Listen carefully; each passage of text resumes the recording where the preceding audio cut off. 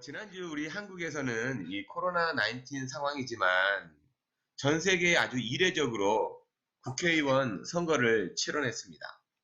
전염력이 강하고 현재 사망자가 많이 나오고 있는 이 전염병임에도 불구하고 높은 국민의식 속에서 치루어진 선거라는 점에서 참으로 이 경이적인 사건이라고 할 수가 있을 겁니다.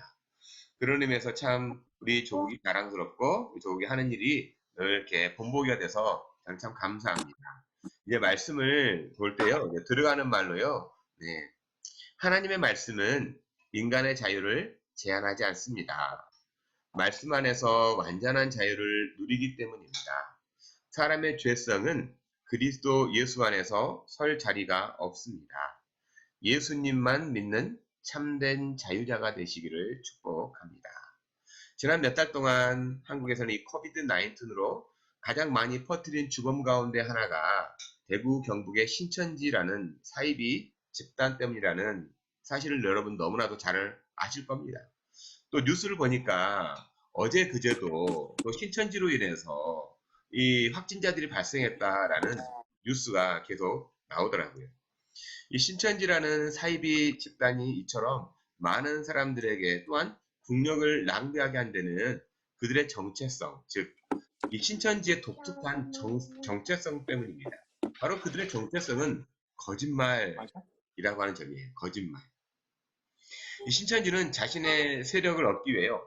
거짓을 일종의 모략이라는 단어로 이해를 하고 이것을 모략을 교리화하고 이해함으로 사람들을 속이는 것이 마치 정당한 것처럼 여기는 이단이라고 보기에도 좀 한심한 사이비 집단이라고 할 수 있습니다. 그럼 그런데 말입니다. 그들이 말하고 있는, 이 신천지가 말하고 있는 이 모략이라는 단어가 성경에 어디에 등장할까요? 성경 어디에서 이 모략이라는 단어가 등장하는 걸까요? 혹시 이사야서 9장 6절에 이 말씀이요. 예수님을 예표하기 위해서 등장한 단어가 예수님에 대해서 기묘자라, 묘사라 라고 하는 말씀을 이 모략이라는 단어로 만일에 그들이 이해하고 있다면 이것은 정말 성경에 대해서 너무 무지하다라고 할 수 있어요. 왜냐하면 이 기묘자, 모사라고 하는 이 단어를 보면 이 원문으로 보면 기묘라는 말은 펠레라는 말이에요. 영어로 보면 wonderful, 놀랍다, 경탄할 만하다 라는 뜻이에요. 그리고 이 모사라고 하는 부분은 야치라고 하는데 advice counsel이에요. 조언하다 상담. 그러니까 이 말로 예수님을 예표하면서 예수님에 대해서 말할 수 없이 놀랍고 대단하신 분, 우리의 영혼과 육신을 살리는 완벽한 조언자, 상담자라는 뜻이에요. 그러니까 우리가 말 못할 고민들, 또 우리가 당하고 있는 슬픔들에 대해서 예수님은 우리의 마음에 다가오셔서 우리를 상담해 주시고 우리를 어드바이스 해 주시면서 살 길로 인도해 주시는 분이라는 거예요. 그래서 기묘자 모사를 이 모사꾼이라고 바꿔버리는 엉터리가 있다라는 거죠. 그러면 왜 이처럼 엉터리, 거짓말에 그 많은 사람들이 속아 넘어가는 걸까요? 신학이 없어서 그럴까요? 신학에서 벗어난 분들이 그 증언을 보면요. 신학을 공부하던 사람도 있었어요. 또 대학 교수도 일명 배울 만큼 배운 분들도 거기에 빠져든다는 거예요. 왜 이런 거짓말에 속아 넘어가냐 하는 거예요. 그것은 진리에 대한 무지 혹은 진리가 없기 때문에 그래요. 내 안에 진리가 없기 때문에 그들이 거짓말하고 있는 것들을 모른다라는 거예요. 진리가 없기 때문에 거짓말을 말하고도 아주 태연하게 되는 거예요. 진리가 없기 때문에 또한 폐쇄성이 강합니다. 분명히 예수님은 진리를 알지니 진리가 너희를 어떻게 한다고 말하죠? 진리를 알지니 진리가 너희를 어떻게 한다고요? 자유하게 한다. 진리가 있는 사람의 자유는 폐쇄성이 아니죠. 갇힌 게 아니에요. 개방성입니다. 거짓이 아니라 진실을 추구하는 삶이라고 말씀하는 거예요. 그러니까 개방적이고 또 진실을 추구하는 삶이라는 거예요. 그래서 현재 드러나는 신천지의 사태는 이렇게 빛이 비추이니까 지금까지 숨어 있었던 검은 그림자가 드러나는 겁니다. 거짓과 폐쇄성이 드러나는 거죠. 이 코로나19 사태가 구약적인 표현으로 보면 이 땅에 두신 그루터기 같은 남은 자들, 예수님의 말씀처럼 밭에 감춘 보화를 발견한 사람, 즉 진리를 발견한 사람들에 의해서 사이비 집단의 거짓과 폐쇄성을 적나라하게 드러내신 것이라는 거예요. 그렇다면 여러분, 이러한 거짓과 폐쇄성에 대해 영적으로 깨어있고 이들의 검은 그림자를 어떻게 하면 민감하게 알아채낼 수가 있을까요? 어떻게 하면 이들의 이 숨어있는 이들의 거짓을 어떻게 이들의 이 폐쇄성이 강한 이들의 이 교리들을 민감하게 알아차릴 수 있냐라는 거예요. 이 신천지의 교리를 배우고 뭐가 잘못되었는가를 알면 가능할까요? 종종 말씀드립니다만 위조 지폐를 감별하는 분들이 어떻게 훈련하는지 많이 들어서 아시죠? 위조 지폐 감별하는 분들이요. 각종의 위조 지폐를 연구하는 것이 아니죠. 진짜 빌 있잖아요. 진짜 지폐만을 보고 계속 연구를 합니다. 계속 진짜 지폐만을 보는 거예요. 그러다가 이제 진짜 지폐가 완전히 익숙해졌다 싶을 때 위조 지폐 한 장씩 한 장씩 넣어서 찾게 해요. 이와 같은 원리로요. 저도 개인적으로 병아리 감별을 배우고 있어요. 일은 쉽지 않지만 재밌어요. 그러면서 이렇게 이민의 삶에서 어떻게 우리 성도님들이 살고 있는지 현장을 겪어보는 거예요. 그래서 1년에는 막연하게 우리 성도님들이 애쓴다, 수고하신다라고 생각했는데 이제는 한 분 한 분들이 낯선 타국에서 이 생존의 현장에서 얼마나 치열하게 살아가는가 저도 몸소 이렇게 경험을 합니다. 아무튼 이 병아리 감별을 배울 때요. 제일 먼저 숫병아리만을 봐요. 숫병아리만을 계속 볼 수 있도록 계속 훈련을 시켜요. 계속해서 숫병아리만 보다가 언제부터 숫병아리가 정말 익숙하게 들어오잖아요. 그러면 암병아리들이 한두 마리 섞여 있을 때 그걸 찾아내요. 마치 위조 지폐를 감별하는 것처럼 말이죠. 그러니까 이와 같이 우리가 복음을 연구하고 예수 그리스도의 만남을 지속하게 되면 어떤 이단이나 사이비의 가르침도 분별하는 능력을 갖게 돼요. 그러니까 성경을 묵상하고 말씀이 어떠한가를 생각하시기를 저는 부탁드리는 거예요. 이건 단지 기도만 하면 분별력이 키워지는 것이 아니라요. 성경을 공부하고 말씀이 어떠한가에 대한 배움과 그렇게 함께 또한 기도를 할 때 영적 분별력이 있는 성도의 능력이 됩니다. 그래서 전 세계적으로 이 어려움을 겪고 있는 이때 오히려 말씀을 깊이 묵상하고 기도로 하나님의 일하심을 바라는 성숙한 성도, 거룩한 교회가 되기를 그런 시간이 됐으면 좋겠다는 거죠. 우리의 몸도 살이 찌잖아요. 그죠? 우리의 몸이 막 요즘에 아까 이렇게 고지사님 이야기했던 것처럼 확진자가 돼버리는 것 같아요. 그 살천지가 되는 것 같은데 이러한 시간에 우리도 또한 영적으로 하나님의 말씀이 풍성해지고 기도를 통해서 이렇게 민감해지는 우리 자신들이 되는 그런 시간이 되었으면 좋겠습니다. 우리 링크교회는요, 이제 앞으로 이 세 번째와 이 네 번째 주일에는 이 신약서신 믿음의 트로이카라고 불리고 있는 로마서, 갈라디아서, 히브리서 이 세 개 중에 복음의 핵심 교리를 담고 있는 이 갈라디아서로서 복음의 진수를 좀 경험해 봤으면 좋겠습니다. 그래서 보통 이 갈라디아서를 신약 성경의 최초의 서신서라고 신학자들이 많이 하게요. 근데 최근에는 또 데살로니가서가 최초의 서신서다라고 주장하는 것도 있지만 나중에 성경 공부를 통해서 더 좀 자세히 알아보기를 원하고요. 우리는 갈라디아서가 최초의 이 서신서다라는 것을 좀 머릿속에 좀 집어넣고 이제 이 갈라디아서로 좀 들어와서 보면요. 여기 갈라디아서는 누가 기록을 했을까요? 갈라디아서는 누가 기록했죠? 물론 기록하신 분은 성령님이에요. 근데 오늘 말씀 1장 1절에 보면 우리 한번 같이 읽어볼까요? 1장 1절 말씀을 한번 같이 읽겠습니다. 사람들에게서 난 것도 아니요 사람으로 말미암은 것도 아니요 오직 예수 그리스도와 그를 죽은 자 가운데서 살리신 하나님 아버지로 말미암아 사도된 바울은 네 우리말 번역에 보면 문장 제일 마지막에 사도된 바울은이라고 되어 있죠. 하지만 영어 성경을 보면 파울은 어포슬이라고 시작을 합니다. 또한 원어 성경도 마찬가지예요. 파울로스 아포스톨로스라고 이렇게 제일 먼저 시작하는 걸 볼 수가 있어요. 그러니까 내가 누구냐? 이 편지를 누가 쓰고 있느냐라고 시작을 하는 겁니다. 여러분 그러면 여기서 잠깐 퀴즈를 한번 내볼게요. 퀴즈. 네, 졸지 마시고 퀴즈. 신약 성경 안에서 바울 사도가 기록한 서신서는 총 몇 권일까요? 어려운 질문이죠. 바울 사도가 기록한 이 서신서는 총 몇 권일까요? 신약 성경은 27권이에요. 바울 사도가 기록한 건 셋. 13권입니다. 이 중에 교회에 보내는 편지가 9권이고 개인에게 쓴 편지가 4권 있어요. 그래서 이 보통 바울 사도의 그 편지를 시작할 때 13권이나 되다 보니까 공통점을 찾을 수가 있어요.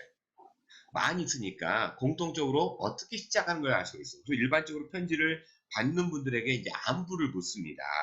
그다음 인사를 해요. 그리고 격려를 합니다.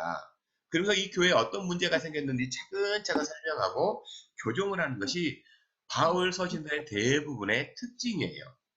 그런데 이 갈라디아서만큼은 나 자신이 어떤 사람인가에 대해서부터 이 얘기를 꺼내고 간단하게 인사하면서 바로 본론으로 들어가는 것이 특징입니다. 또한 바울 서신서를 읽으면서요 캐치할 수 있는 대목이라면 바울의 이 사도권에 대해 도전하는 교회들에게 자신의 사도권이 바울 자신이나 혹은 어떤 후원단체의 사도라고 인정해줘서가 아닌 것을 우리가 알 수 있습니다. 그러니까 방금 읽은 1절에서 바울 사도가 강하게 자신의 사도됨이 누구로부터 왔다고 피력하고 있죠. 나는 내가 사도된 것은 누구로부터요? 사람들에게서 난 것도 아니고 사람으로 말미암은 것도 아니요 오직 예수 그리스도와 그를 죽은 자 가운데 살리신 하나님 아버지로 말미암아 사도가 된 바울은 그러니까 나의 사도권은 누구로부터 됐다고요? 예수 그리스도와 하나님 아버지로부터 받았다라고 이렇게 얘기를 하는 걸 볼 수 있습니다. 그러니까 이러한 대목에서 갈라디아 교회 안에 어떤 문제가 발생을 했고 왜 이렇게 자신의 사도권에 대해서 이렇게 피력하는지 충분히 짐작할 수가 있는 거예요. 그렇다면 왜 바울 사도는 자신의 사도됨이 사람에게서 주어진 것이 아니라 하나님 아버지와 예수 그리스도에 의해서 주어졌다고 강조했을까요? 우선 우리는 바울이라고 하는 인물에 대해서 잠깐 알아봤으면 좋겠어요. 바울이라는 사람이 과연 어떤 사람이었냐는 거예요. 먼저는 바울 자신이 원래는 어떤 사람이었는지 밝히는 대목이 로마 감옥에서 빌립보 성도들에게 쓴 빌립보서 3장 5절과 6절 말씀이에요. 이 말씀이에요. 나는 원래 이런 사람이야 라고 말하는 말씀인데 한번 같이 읽어볼까요? 나는 8일 만에 할례를 받고 이스라엘 족속이요 베냐민 지파요 히브리인 중에 히브리인이요 율법으로는 바리새인이요 열심으로는 교회를 박해하고 율법의 의로는 흠이 없는 자라. 네. 교회를 핍박했던 사람이었다고 스스로 이야기하죠. 이러한 이 사람이 어떻게 극적으로 변화가 되었는지 사도행전 9장에서는 이렇게 얘기합니다. 핍박자로서 다메섹으로 그리스도인들을 잡으러 가는 중에 예수님께서 만나 주셨다라는 거예요. 그래서 3일 동안 눈이 멀어가지고 있었을 때 예수님께서 아나니아라는 사람을 보내어가지고 사울에게 안수를 했을 때 성령의 충만함을 받고 회심을 하는 장면이 사도행전 9장에 기록이 되어 있습니다. 그러면 바울의 진짜 보냄을 받은 자로서 예수님의 사도인가 하는 의구심이 들죠. 이 사람 진짜 사도야? 라는 의심이 들어요. 일반적으로 사도라고 하면 예수님의 공생의 기간 동안 함께했고 예수님의 직접적인 가르침을 받던 사람 중에서 예수님께서 선택을 해가지고 한 그 사람을 사도라고 칭해를 준 거예요. 그렇다 보니까 담에색 도상에서 예수님을 만나고 예수님의 가르침을 받은 바울은 사도라는 직분에 의구심을 갖는 사람들이 많이 있었다라는 거죠. 그래서 바울이 회심한 후에 예루살렘 교회는요, 바울을 상당히 꺼렸습니다. 저 친구가 언제부터? 또한 강성 유대인들이 있잖아요. 바리새인들이 있잖아요. 이 바울이 회심했다는 얘기를 듣고 바울을 변절자라고 생각했습니다. 그래서 죽이기는 힘을 썼다고 어떤 이 바리새인들은 바울이 죽이지 않는 이상은 나 밥도 안 먹어 라고 하는 것이 성경에 기록되어 있습니다. 이로 인해서 바울은 자신의 고향인 다소로 피해 있었고요. 이렇게 피해 있던 바울을 천가한 사람이, 이렇게 데려온 사람이 착한 사람이라고 불리는 바나바라는 사람이에요. 예루살렘 교회 박해가 시작되었을 때 많은 헬라파 유대인들이 피해갔던 곳이요. 시리아 지방의 안디옥이라는 곳입니다. 거기에 교회를 썼어요. 시리아 지방이 어딘지 잘 모르겠잖아요. 시리아 지방은 바로 어디냐면요. 네, 여기 부분입니다. 여기 부분이 시리아 지방입니다. 시리아 지방. 예, 글이 보이시죠? 여기가 시리아예요. 지금의 시리아라고 할 수 있습니다. 시리아 지방. 이 시리아 안디옥에서 근데 중요한 역할을 감당하고 있던 사람이 바울을 데려온 바나바라는 사람이에요. 이 사울을 불러가지고 함께 동역을 하고 있었다라고 하는 것을 우리가 알 수 있는 대목이 어디냐면 사도행전 13장 1절에서 알 수가 있습니다. 사도행전 13장 1절에 보면 이렇게 말씀이 기록되어 있어요.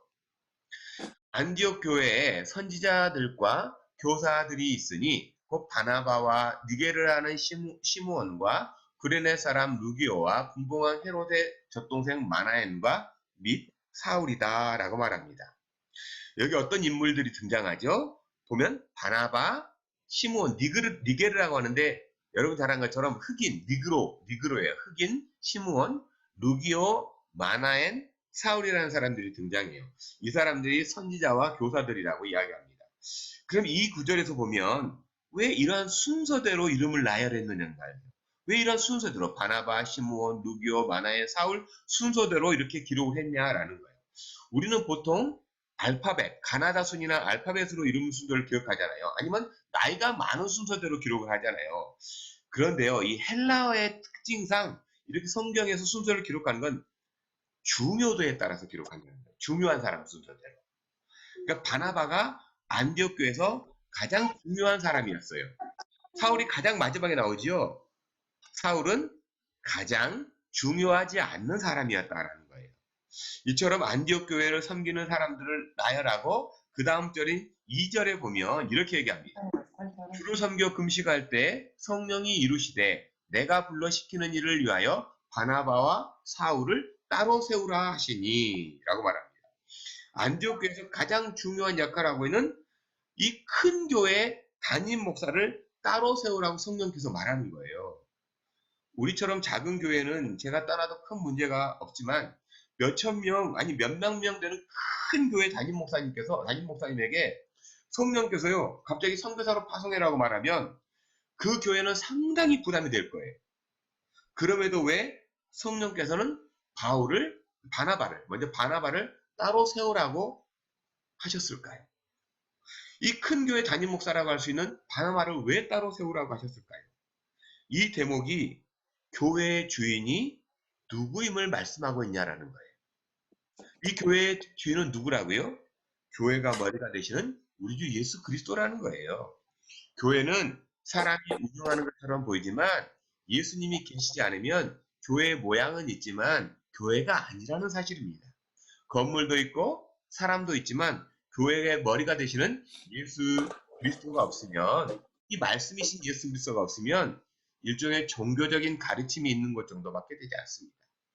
그러니까 바나바가 없어도 예수님께서 이 안디옥 교회를 이끌어 가신다라는 걸 알려준 거예요. 그러면 또한 가장 중요하지 않는 사람처럼 보이는 사울은 왜 따로 세우라고 하셨을까요? 바나바와 사울, 가장 중요한 인물과 가장 중요하지 않는 인물을 왜 따로 세우라고 하셨냐라는 거예요. 어쩌면 교회를 그렇게 핍박하던 사람이 갑자기 돌변해가지고 교회에서 복음에 대해 가르친다고 하니까 의심하는 사람들이 있었을 거예요. 근데 이제는 공식적으로 교회의 파송을 받고 복음을 증가하는 선교 사역에 사람들의 신뢰도가 가장 낮은 사람, 기록상으로도 가장 미천하게 보이는 사울을 왜 세우라고 하셨냐라는 거예요.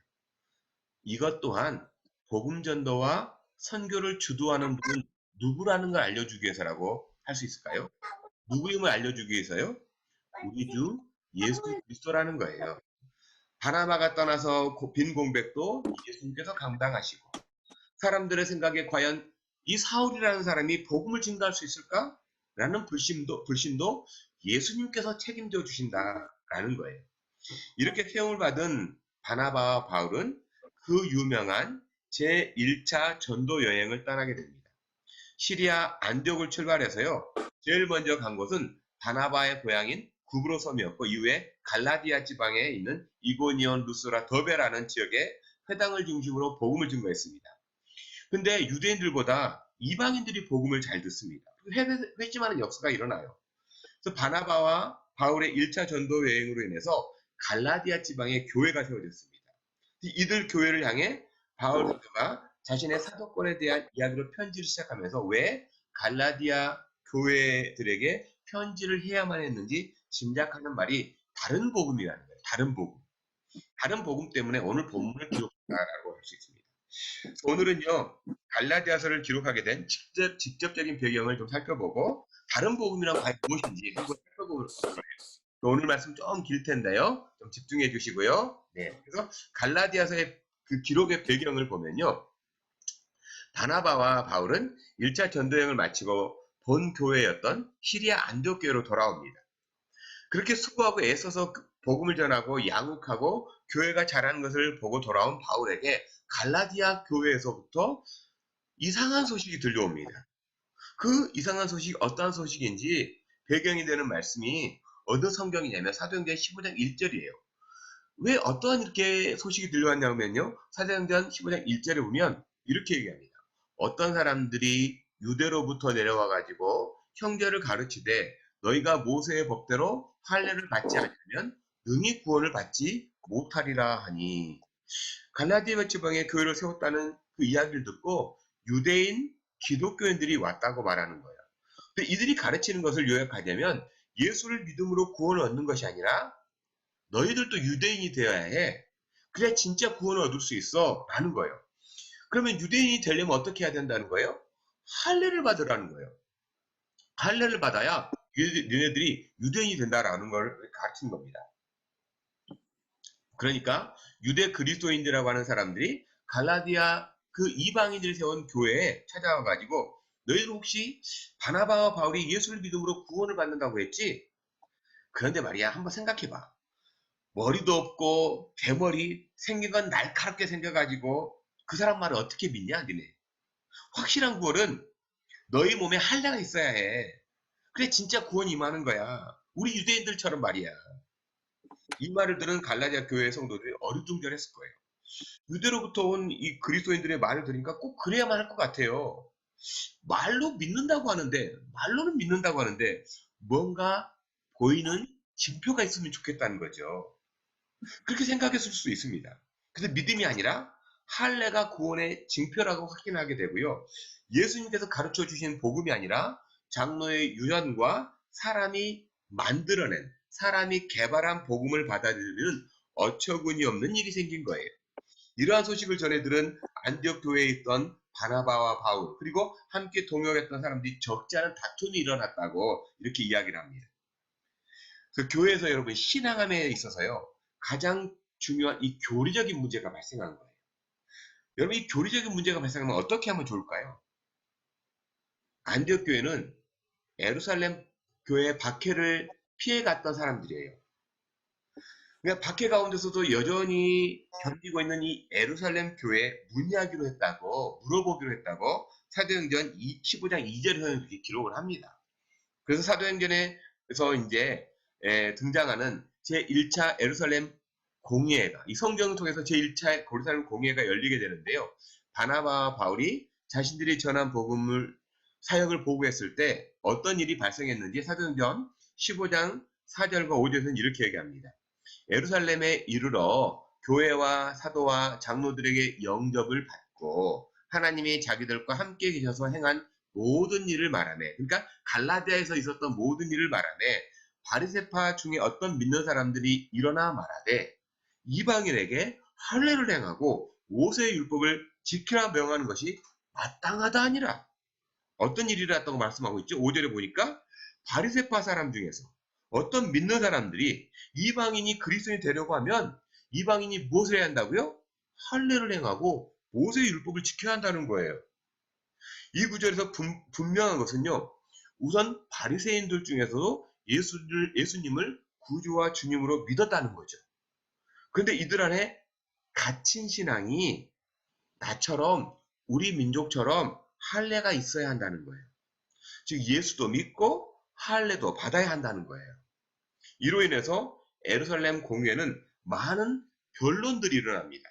이때 예루살렘 교회를 대표하는 사람이 예수님의 동생인 야고보 장로님이라면 또 일종의 목회를 담당하는 이 대표적인 사람은 베드로 사도이지요. 수사도로서 자신이 일찍이 이방 사람 고넬료의 집에서 들어가 복음을 전했던 일을 바탕으로 사도행전 15장 7절에서 베드로가 이렇게 얘기합니다. 형제들아 너희도 알거니와 하나님이 이방인들로 내 입에서 복음의 말씀을 들어 믿게 하시려고 오래전부터 너희 가운데서 나를 택하시고, 근데 나는 베드로예요. 베드로를 택했다. 그래서 뭐냐면 이방인 고넬료에게 복음을 전했다라는 거예요. 그래서 이것은 할례가 아니라 복음의 말씀을 들어 믿게 하시려고 사도로 택함을 받지 않았느냐. 그러면서 9절에서 뭐라고 증거합니까? 9절에 보면 믿음으로 그들의 마음을 깨끗이 하사 그들이나 우리나 차별하지 아니하셨습니다. 믿음으로 유대인이나 이방인이나 마음을 깨끗하게 하사 정결하게 되었다, 구원을 받게 되었다라는 거죠. 이건 육신의 할례의 문제가 아니기 때문에 차별이 없다고 결론을 내리면서 사도행전 15장 10절에서 그런데 지금 너희가 어찌하여 하나님을 시험하여 우리 조상과 우리도 능히 맺지 못하던 멍에를 제자들의 이 갈라디아 교회 성도들에게 목에 두려느냐. 할례로 율법을 대표하면서 이것은 우리 즉 유대인들도 능히 맺지 못하던 멍에를 이방인 형제들에게까지 지우려고 하느냐고 성령이 충만해서 호통을 치는 겁니다. 그러니까 예루살렘에서 멀리 떨어진 변방처럼 느껴지는 갈라디아 지역의 이방인 형제 자매들에게 유대인이라는 민족적 신앙을 강요하는 것이 얼마나 무가치한 것인가를 이야기하는 거예요. 마치 우리나라 사람들이 해외에서 선교하면서 방언으로 기도해야 성령 세례 받은 것이고 통성으로 기도해야 하나님께서 빨리 들어주신다고 말하는 것처럼 무지한 가르침인 거예요. 물론 선교하시면서 이렇게 가르친 분들은 없겠지만 예를 들어 그렇다는 거지요. 초대교회 유대인들을 사용하신 하나의 방법인 거예요. 이것만이 옳은 방법이라고 하는 것은 아닌 것처럼 복음의 핵심은 예수를 구주와 주님으로 믿는 겁니다. 복음의 핵심은 예수 그리스도라는 거예요. 이러한 배경 가운데 갈라디아서에서는 오직 믿음으로를 아주 줄기차게 외치고 있는 것을 우리는 듣고 보고 알게 될 겁니다. 2000년이 지난 지금도요, 우리의 구원은 오직 예수 그리스도를 믿는 그 믿음으로 인해서입니다. 우리에게 구원을 주신 다른 이름은 없다고 베드로 사도가 사람들에게 선포한 것이 사도행전 4장 12절 말씀이에요. 우리 4장 12절 말씀 한번 같이 읽어볼까요? 다른 이로서는 구원을 받을 수 없나니 천하 사람 중에 구원을 받을 만한 다른 이름을 우리에게 주신 일이 없음이라 하였더라. 다른 이름, 다른 행위, 다른 방법 없다는 거예요. 오직 예수 그리스도 외에는 없다는 거예요. 오직 예수님만이 우리의 구원자이십니다. 자칭 예수도, 자칭 보혜사라고 말하는 사람의 입에서 나오는 모든 말은 거짓말이에요. 그리하는 모든 말은 멸망으로 인도하는 속임수일 뿐이죠. 그러니 예수님께서 전해주신 말씀만을 읽고 들으십시오. 복음의 진리를 구분하는 용한 방법이라든가 성경을 완전하게 해석하는 가르침은 없습니다. 또한 모든 성경을 완벽하게 해석한다고 말하는 모든 가르침은 거짓말입니다. 성경의 모든 구절이 짝이 있다고 말하는 것 또한 거짓된 가르침이에요. 우리는 오직 다시 오실 예수님만을 성경의 약속대로 믿고 기다리며 복음에 합당한 일꾼으로 살아가는 이 땅의 성도입니다. 그래서 지금도요, 용한 가르침을 바라는 모든 사람들에게 갈라디아서의 말씀은 꼭 필요한 말씀이에요. 지금도요, 다른 복음을 찾는 이들에게 이 갈라디아서의 말씀은 꼭 필요한 말씀이 됩니다. 이게 갈라디아서가 기록된 배경이라고 할 수 있습니다. 지금이나 2000년 전이나 똑같습니다. 그러면 사람들은 왜 그렇게 다른 복음을 열광해야 할까요? 왜 다른 복음에 그렇게 열광할까요? 왜 성경을 완전하게 풀어준다에 열광을 하고 또 용한 방법이 있다고 하는 것에 왜 그렇게 열광을 하는 걸까요? 우리 1장 6절 말씀이요. 한번 같이 읽어볼까요? 한번 같이 읽겠습니다. 그리스도의 은혜로 너희를 부르신 이를 이같이 이가 속히 떠나 다른 복음을 따르는 것을 내가 이상하게 이상하게 여기노라. 바울 사도가 증거한 복음은 단 하나밖에 없어요. 그리스도의 은혜로 너희를 부르셨다. 그러면 이 그리스도의 은혜는 어떠한 은혜냐라는 거예요. 여러분 너무나 잘 아시는 거잖아요. 십자가에서 사람의 죄값을 지불하신 예수님을 다 알 수도 이해할 수도 없지만 사람의 측면에서 그래도 이해가 가는 유일한 측면이 바로 은혜라는 거예요. 은혜. 다는 모르겠지만 은혜다라는 거예요. 왜냐하면 십자가의 은혜는 우리에게 어떠한 대가도 요구하신 것이 없기 때문에 그렇다는 거죠. 이 그리스도의 은혜는 우리에게 뭔가를 바라지 않아요. 우리에게 뭔가를 요구하지도 않는 거예요. 그래서 모든 걸 쏟아주신 거예요. 그럼 우리가 이해할 수가 없어요. 단지 그걸 은혜다라는 거예요. 그래서 그리스도의 은혜에 대한 가치가 여러분 이렇게 priceless일까요? 아니면 valueless일까요?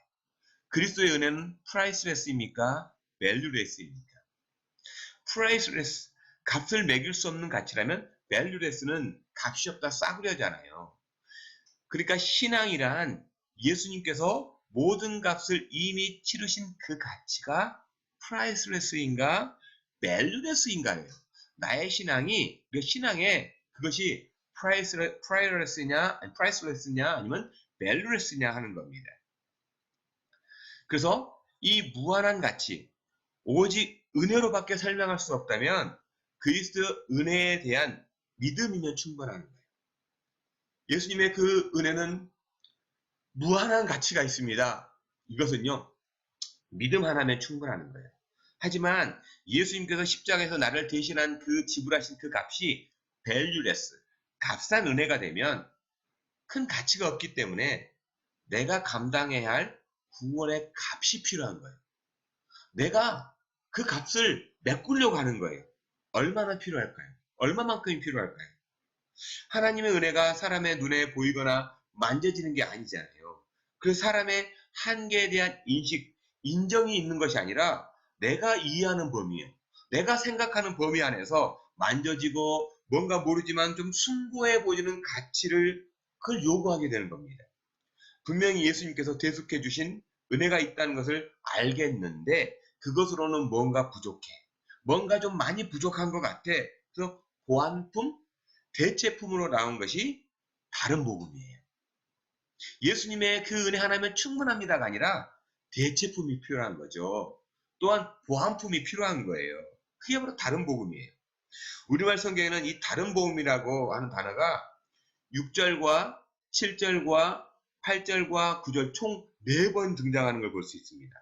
하지만 원어 성경에는 6절에서는요, 이렇게 말합니다. 에테론, 유앙겔레, different gospel. 여기 딱 한 번 나와요. 그리고 7절에 보면 이것을 대명사라고 할 수 있죠. 다른 거, another, 알로라는 말이 나옵니다. 그리고 8절과 9절은 파라, country, 그러니까 contrary, 반대가 되는, 복음의 반대가 되는 이라 가지고 총 4번이 등장합니다. 그럼 다른 복음이 뭐죠? 대체품이요? 보완품이 뭘까요? 다른 복음이 무엇이고, 다른 복음의 의도가 무엇이며, 다른 복음의 결과가 무엇인지에 대해서 성령님은 사도 바울을 통해서 강력하게 말씀하는 걸 우리가 들을 수가 있습니다. 다른 복음은 성도가 예수님의 은혜를 떠나게 하는 복음이라고 말합니다. 그러면 구체적으로 다른 복음은 뭘까요? 모세 율법을 상징하는 할례이죠. 그러니까 예수님의 은혜에 대한 믿음도 있어야 하지만 예수 믿고 구원받았는지 아닌지 눈에 보이는 플러스 알파가 반드시 있어야 한다는 거예요. 그러면 다른 복음의 의도에 대해서 7절에서는 뭐라고 말할까요? 왜 다른 복음이 이렇게 슬며시 들어왔는지, 다른 복음의 의도가 무엇인지 7절에는 이렇게 얘기합니다. 다른 복음은 없나니 다만 어떤 사람들이 너희를 교란하여 그리스도의 복음을 변하게 하려 함이라. 다른 복음의 의도가 너희를 교란하여 믿음을 흔들어 가지고 그리스도의 복음을 변하게 한다, 다른 길로 빠지게 한다라고 말합니다. 예수 그리스도께서 자신을 내어주기까지 우리를 구원해 주신 그 은혜를 쓸모없는 것으로 만들기 위함이 다른 복음의 의도입니다. 그렇다면 다른 복음의 결과는 무엇일까요? 8절과 9절에서는 이렇게 말하는데요. 먼저 8절을 보면 한번 같이 읽어요. 8절 한번 같이 읽겠습니다. 그러나 우리나 혹은 하늘로부터 온 천사라도 우리가 너희에게 전한 복음 외에 다른 복음을 전하면 저주를 받을지어다. 오직 예수 그리스도 외에 다른 것을 전하면 저주를 받을지어다. 다른 복음의 결과는 저주다라는 겁니다. 근데 이러한 갈라디아 교회의 상황을 자세하게 살펴보면 다른 복음을 말하기 위해 갈라디아 교회에 찾아온 사람들이 누구죠? 갈라디아 교회에 찾아온 사람들이 누구라고 말씀드렸죠? 이교도들이라 유대교를 믿는 유대인들이 아니에요. 분명한 것은 유대 지역, 특히 예루살렘 교회에서 온 유대인 그리스도인들이라는 사실이에요. 이것이 우리를 깜짝 놀라게 합니다. 그리스도인들이라고 말하는데 그들이 이 다른 복음을 전하고 있다는 거예요. 자신은 그리스도를 믿는다고 말하는 유대인들, 특히 성경을 끼고 살았던 바리새인들이잖아요. 교회를 어지럽히는 부류가 전혀 다른 종교를 가진 부류라면 모르겠어요. 뭐 모슬렘이 됐던 아니면 뭐 힌두교인이 됐던 불교인이 됐던 그런 사람들이 모르겠지만 초대교회, 당시 모교회라고 할 수 있는 예루살렘 교회에서 찾아온 자들이라는 거죠. 그리스도인들이라는 거예요. 이것을 통해서 하나님은 지금도 우리에게 동일하게 경고하시는 것이 있음을 알게 됩니다. 여러분에게 단도직입적으로 묻겠습니다. 구원의 은혜가 예수 그리스도 한 분이면 충분합니까? 아니면 플러스 알파가 필요합니까? 여러분들의 구원의 은혜는 예수 그리스도 한 분이면 충분합니까? 아니면 뭔가가 좀 필요합니까? 플러스 알파를 생각해 본 적이 없습니까? 여러분 앞으로 플러스 알파가 뭐지? 플러스 알파를 생각해 본 적이 없어요? 그래서 이 말은 어떠세요? 그리스도인이면 세상 사람보다 더 뛰어나야 해. 여러분 이것에 대해서 어떻게 생각하십니까? 그리스도인이라면 세상 사람들보다 더 뛰어나야 한다. 이 말에 반은 맞고요. 반은 잘못된 다른 복음이에요. 뛰어나다는 것이 무엇입니까? 탁월한 세상살이? 그 나보다 남들보다 더 높은 자리? 보다 더 높은 빌딩, 큰 빌딩? 더 많은 소유? 다 믿음을 증거하는 것이고요. 이러한 것이 있어야만 예수님을 더 잘 전파할 것이라고 하는 것이 사람의 생각은 아닐까요? 다른 복음이 아니냐는 거예요. 그리스도이면 세상 사람들보다 뛰어나야 해. 그래서 우리는 보다 더 높은 자리에 가야 해. 보다 더 높은 빌딩을 지어야 해. 보다 더 많은 것을 가져야 해. 보다 더 넓은 땅을 가져야 해. 사람의 생각 아니냐는 거예요. 다른 복음 아닐까요? 남들보다 더 갖는 거 뭐가 그렇게 잘못됐냐고요? 신명기에는 축복장 28장에 보면 머리가 될지언정 꼬리가 되지 말라고 하는 말씀도 있는데 뭐 그렇게 잘못되었습니까? 여러분 그러면요. 율법의 완성이신 예수님께서 왜 짐승이 먹는 밥통인 구유에 누우셨습니까? 나사렛에서 무슨 선한 것이 날 수 있냐고 하는 말처럼 무시를 받던 그 마을에서 왜 자라셨을까요? 왜 갈릴리 촌사람들을 선택해가지고 제자로 삼으셨냐는 거예요. 또한 남들보다 더 갖는 것? 이것이 성경 안에서 예수님께서 자신을 십자가에 내어주시기까지 사랑하신 그 가르침이냐는 겁니다. 신명기의 축복은요. 하나님을 하나님으로 예배하면서 하나님을 아는 것에 최우선을 두라고 하는 명령이에요. 그러니까 성경의 축복을 물질관으로 바꿔버리면 다른 복음이 되는 겁니다. 성경의 축복을 우리의 인생의 장수관으로 더 오랫동안 사는 것을 바꿔버리면 다른 복음이 되는 거예요. 오래 살면 뭐예요? 하나님을 하나님으로 알지 못한다면 그건 다른 복음인 거죠. 또한 플러스 알파인 다른 복음을 율법이 대표하는 할례라고 말씀드렸습니다. 할례는 나는 하나님과의 언약을 맺은, 즉 하나님의 묶인 사람이다. 하나님께 묶인 사람이라고 하는 사인이죠. 이것을 예수님께서는 자신의 피로 언약을 최종 업데이트해 주셨습니다. 그래서 성만찬을 우리가 행하면서 예수님께 묶인 사람, 예수의 정신으로 살아가는 사람임을 확인하고 누리는 시간이에요. 할례를 어쩌면 우리는 매일의 삶 가운데 밥을 먹으면서 이걸 일용할 양식 하나님께서 주셨다. 하나님 나와 연결되어 있다. 하나님은 나의 사인이시다. 이 먹는 걸 봐라. 내가 삶을 살아가는 걸 봐라. 이렇게 하나님께 묶이지 않으면 나는 살 수가 없는 존재다. 이게 어쩌면 하나님께 묶인 존재, 할례의 편인이 아니라는 겁니다. 그래서 내가 좀 더 도덕적인 사람, 윤리적인 사람이 되는 것을 의미하지 않습니다. 오히려 은혜가 필요한 사람이라는 것을 절감하는 거예요. 나는 은혜가 필요한 사람이에요. 우리 그리스도의 삶, 크리스찬 라이프가 바로 나는 은혜가 필요한 사람이라는 거예요. 나는 정말 죄인 중에 괴수라는 거예요. 그리스도의 도덕적 우월성이나 윤리적 탁월함을 위해서 예수님께서 십자가에 죽으신 것이 아니에요. 그럼에도 우리 그리스도인에게 있어서 도덕적 혹은 윤리적 자기 검열로 예수님의 은혜를 값싼 은혜로 전락하고 있지는 않는가 하는 겁니다. 예수님은요, 우리에게 자유를 위해 십자가를 지셨고요. 자유를 이미 선언하신 부활로 함께 하시는데 도덕적 자기 검열로 한 발은 묶고 예수에게 한 발을 묶고 살아가는 절름발이 신앙은 아닌가 하는 겁니다. 이것을 분명히 하라고 성령님은 지금도 성경을 통해서 우리에게 도전을 합니다. 그 도전의 말씀이 뭐냐면 갈라디아서 1장 10절 말씀이에요. 한번 같이 읽어볼까요? 1장 10절 말씀 같이 읽겠습니다. 이제 내가 사람들에게 좋게 하랴, 하나님께 좋게 하랴, 사람들에게 기쁨을 구하랴. 내가 지금까지 사람들의 기쁨을 구하였다면 그리스도의 종이 아니니라. 눈에 보이고 만져지는 복음, 사람의 기쁨을 택할 것인지 아니면 우리 눈에 보이지는 않지만 지금도 함께 하시는 예수 그리스도 한 분만으로 만족하면서 부하거나 가난하거나 명성이 있거나 무명하거나 질병이 있거나 건강하거나 예수 믿는 믿음 안에 아무런 방해를 받지 않는다면 그리스도의 종, 우리 주님이 사용하시는 사람입니다. 이게.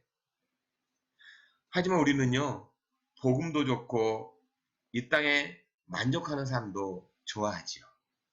누군들 싫어하겠습니까? 그렇다고 이 땅에서의 삶을 고해처럼 여기며 살라고 하는 의미가 아니에요. 단지 광야의 삶으로 살라는 겁니다. 우리가 광야의 삶으로 살라는 거예요. 인생을 향해 하나님께서 직접 홍해를 가르시고 직접 광야를 인도하셨던 것처럼요. 복음으로 죽음과 삶을 가르쳤고 매일 하나님을 만나는 통로로서 오늘 하루를 살라는 거지 고통의 바다 가운데 놓인 인생이 아니라는 거예요. 하나님은 오늘도 우리를 인도하십니다. 하나님은 오늘도 우리의 홍해를 갈라주십니다. 요단강을 갈라주십니다.